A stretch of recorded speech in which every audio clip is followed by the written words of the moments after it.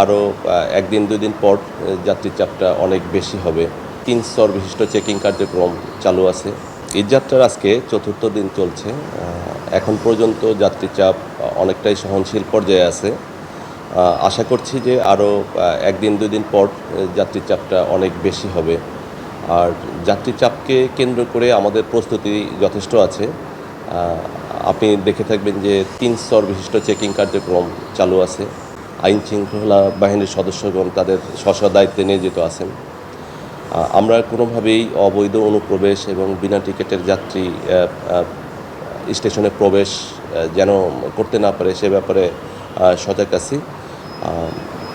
যাত্রীদের যাত্রা নির্বিঘ্ন এবং স্বাচ্ছন্দ্যময় হবে, আমি এরকমটাই আশা করছি। আপনি ইতিমধ্যেই জানেন যে টিকিট অনলাইনে বিক্রি করা হয়েছে যাত্রার 10 দিন আগে। এখন টিকিট সংগ্রহ ঈদযাত্রায় টিকিট অলরেডি সোল্ড আউট। মানুষ তার ভ্রমণের জন্য টিকিট সংগ্রহ করেছে। এখন ঈদযাত্রা চলছে।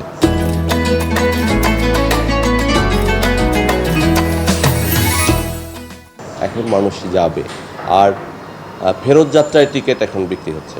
আমাদের যে সরবরাহ আছে টিকিটের, তার তুলনায় চাহিদা অনেক বেশি। স্বাভাবিকভাবেই অনেকে পাবে না।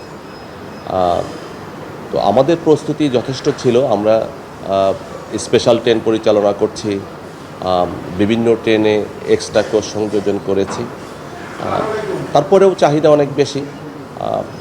আপনি জানেন আমাদের মাননীয় প্রধানমন্ত্রী মহোদয় ঘোষণা করেছেন রেলকে আরও সহজলভ্য এবং যাত্রী বান্ধব এবং কিভাবে আরও আমাদের যাত্রী সেবা বৃদ্ধি করতে পারি, আসন সংখ্যা বৃদ্ধি করতে পারি, এ ব্যাপারে আমাদের মাননীয় প্রধানমন্ত্রী মহোদয় সজাগ আছেন এবং এ ব্যাপারে কাজ করছেন।